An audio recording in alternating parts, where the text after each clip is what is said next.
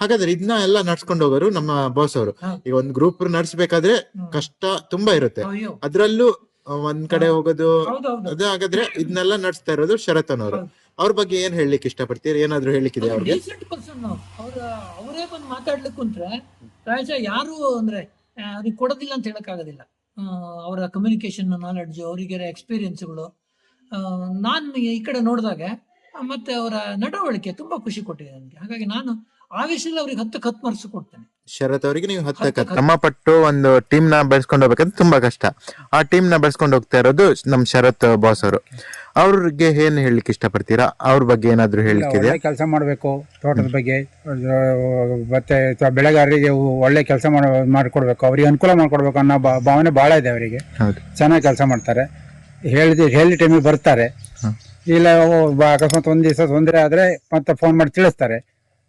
ಚೆನ್ನಾಗಿದೆ, ಅವ್ರ ಸರ್ವಿಸ್ ಚೆನ್ನಾಗಿದೆ. ನಮ್ಮ ಈ ಟೀಮ್ ರಾಜವೈಭವನ ನಡ್ಸೋರು ನಮ್ಮ ಶರತ್ ಅವರು. ಅವ್ರ ಬಗ್ಗೆ ಏನ್ ಹೇಳ್ತೀರಾ? ಅವ್ರದ್ದು ಹೇಳಲಿಕ್ಕೆ ನಮ್ಮದು ಭಾಷೆನೇ ಇಲ್ಲ. ಚೆನ್ನಾಗಿ ನೋಡಿಸ್ಬಿಡ್ತಾರೆ, ಇನ್ನೂ ಚೆನ್ನಾಗಿ ನೋಡಿಸ್ಲಿ ಅಂತ ಹೇಳ್ತಾರೆ. ಹಾಗಾದ್ರೆ ಅವರು ನಿಮ್ಗೆ ಒಂದು ಇಷ್ಟ ಆಗಿದ್ದಾರೆ? ಖಂಡಿತ ಖಂಡಿತ. ಓಕೆ ಸರ್, ಖಂಡಿತ.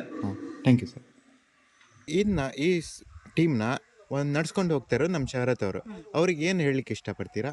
ಅವರಿಗೆ ಹೇಳಲಿಕ್ಕೆ ತುಂಬ, ಅವರು ವ್ಯವಹಾರ ಆಗಲಿ, ಕೊಯ್ಲಿಂದ ಹಿಡಿದು ವ್ಯವಹಾರದ ತನಕನೂ ತುಂಬ ಚೆನ್ನಾಗಿ ಇಟ್ಕೊಂಡಿದ್ದಾರೆ. ಇನ್ನು ಹೋಗ್ತಾ ಹೋಗ್ತಾ ಜನ ಜಾಸ್ತಿ ಅವ್ರನ್ನ ಉಪಯೋಗಿಸ್ಲಿ. ಅವ್ರಿಗೆ ಏನಾದರೂ ಹೇಳಲಿಕ್ಕೆ? ಧನ್ಯವಾದ.